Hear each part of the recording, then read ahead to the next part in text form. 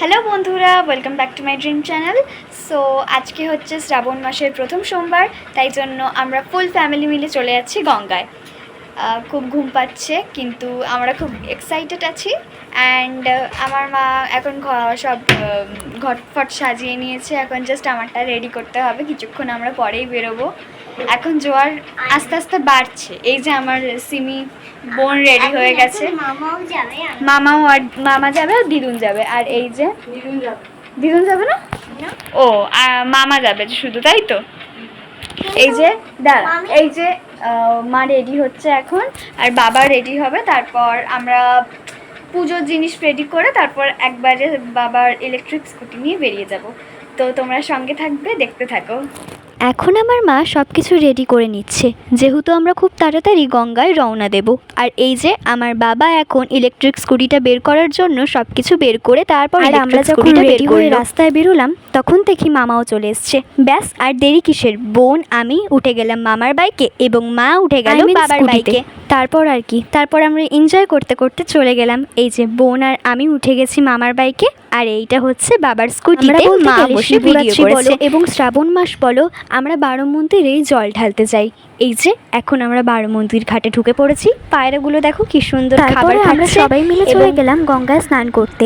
আমি তো বোনের সাহস থেকে অবাক, ও গঙ্গায় ডুব দিচ্ছে।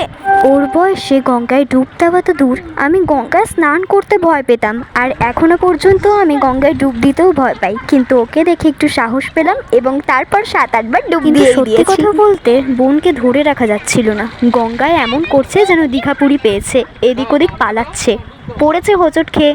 ভাগ্যিস বাবা ছিল, ওকে ধরে নিয়েছে। তারপর বাবা একটু বকুনি দিল, তারপর একদম চুপ হলো। তারপর আমরা সবাই মিলে এখন চলে যাচ্ছি শিব ঠাকুরের মাথায় জল ঢালতে। শিবলিঙ্গের নামটি আমার ঠিক মনে নেই, কিন্তু এটা মনে আছে আমরা কেমন করে জল ঢেলেছিলাম। আমার মা কিন্তু খুব ভক্তি সহকারে জল ঢালে, আর আমার বাবাও, আর আমার বোন আর আমিও ভালো করেই বলতে গেলে জলটা ঢেলেছিলাম।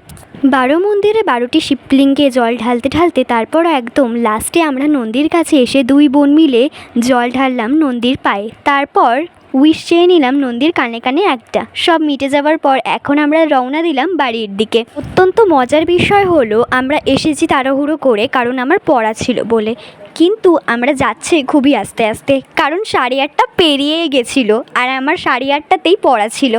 যাই হোক, আমরা বাড়িতে এসে মা উপোস ছিল, তাই জন্য ঠামি মাকে সাবু দুধ মেখে দিল।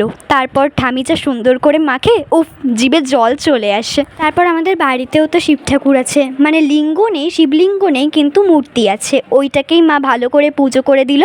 অ্যান্ড আজকে তো মা ভাত ছোবে না, বাদ বাকি সব কিছুই খাবে, কিন্তু মা ভাতটা ছোবে না, তাই জন্যই আজকে মাকে সাবু দুধ খেতে হবে। তারপর আমার মা পুজো সম্পূর্ণ হয়ে যাওয়ার পর প্রণাম করে ঠাকুরকে উঠে গেল, এবং তারপর আমরা সবাই মিলে খেয়ে নিলাম দুধ সাবু। ভিডিওটা বড় হয়ে গেল তাই না, আর ভিডিওটা বড় করছি না। ভিডিওটা কেমন লাগলো অবশ্যই কমেন্টে জানাবে, আর একটা লাইক করে দিও।